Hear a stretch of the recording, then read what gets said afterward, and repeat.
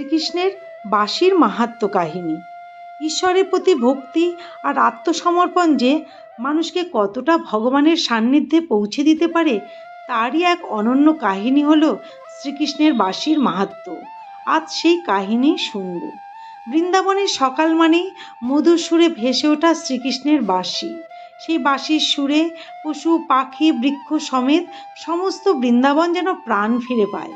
কিন্তু বাঁশির সুর শুনে একদিকে গোপীরা যেমন আনমনা হয়ে যেতেন, আবার অন্যদিকে কৃষ্ণের মুখে সর্বদা বাঁশিকে দেখে গোপীরা বাঁশির উপর রুষ্টও হতেন। কারণ তারা ভাবতেন ওই বাঁশির সঙ্গ ছেড়ে কৃষ্ণ তাদের দিকে মন দেন না।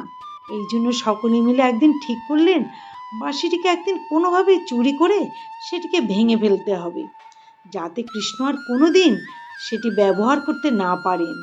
কিন্তু বাঁশিটি চুরি করবেন কিভাবে? শ্রীকৃষ্ণ যে সবসময় বাঁশিটিকে তার সঙ্গে রাখেন। শ্রীকৃষ্ণ গোপীদের মনের ইচ্ছা বুঝতে পেরে বাঁশিটিকে নিজের থেকে দূরে রেখে আনমনা হয়ে রইলেন। গোপীরা ভাবল কৃষ্ণ বুঝি অসতর্ক হয়ে বাঁশিটিকে রেখে দিয়েছে আর বাঁশির দিকে তার কোনো ধ্যানই নেই। সেই সুযোগে চুপি চুপি তারা বাঁশিটিকে চুরি করলেন। গোপীদের মনের উৎফুল্লতা দেখে কৃষ্ণের হৃদয়ে আনন্দের সঞ্চার হলো। ভগবান তো এমনই করুণাময় হন। তিনি ভক্তের আনন্দে যেমন প্রসন্ন হন, তেমনি ভক্তের কষ্টে উদ্বেলিতও হন।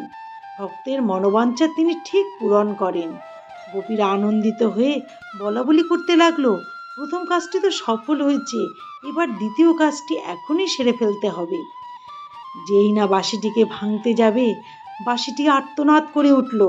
সে বলল, আমি কারো শত্রু নই, আমার না আছে রূপ না আছে গুণ, আমার ভেতরটা সম্পূর্ণ ফাঁপা। কথা শুনে গোপীরা বলল, তাহলে তোমার এমন কি গুণ আছে যে কৃষ্ণ সবসময় তার অধরে রাখে তোমাকে?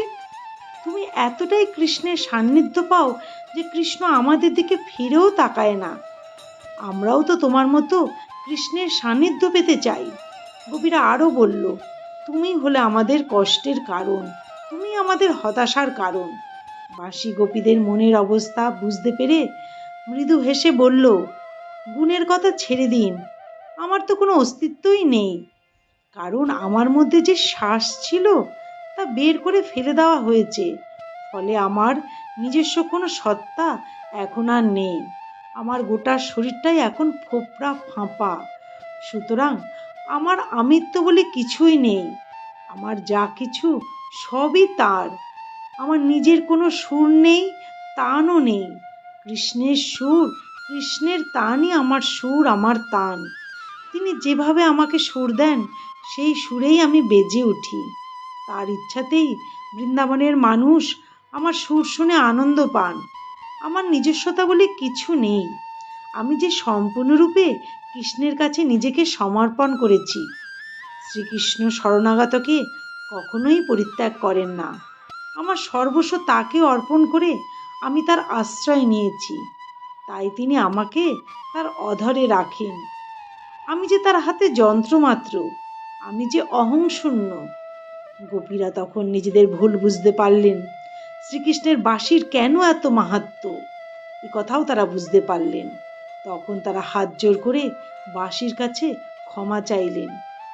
যখন কেউ বাঁশির মতো নিজের সর্বস্ব শ্রীকৃষ্ণকে সমর্পণ করে নিজেকে সম্পূর্ণ অহংশূন্য করতে পারে, সেই কৃষ্ণের হাতের বাঁশির মতো ভগবানের সান্নিধ্য পাবার যোগ্য হয়। বাঁশির ভেতরের সার পদার্থ যখন বের করে দেওয়া হয়, তখন নিশ্চয়ই তার ভেতরে অসহ্য যন্ত্রণা হয়। অহংকার অভিমান ত্যাগ করা সত্যিই খুব কঠিন কাজ, কিন্তু ভক্তির আসল মাহাত্ম্য আত্মসমর্পণে।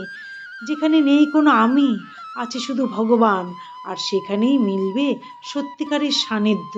অর্থাৎ শুদ্ধ ভক্তির পথে এক ধাপ এগিয়ে ভগবানের করুণা লাভ করতে পারি। তাহলে তিনি অবশ্যই বাঁশির মতো কৃপা করে আমাদেরকে তার অধরে স্থান দেবে, তার হাতের যন্ত্র করবেন। বিষয়টি কেমন লাগলো অবশ্যই কমেন্টে জানাবেন। ভালো লাগলে প্লিজ সাবস্ক্রাইব করবেন।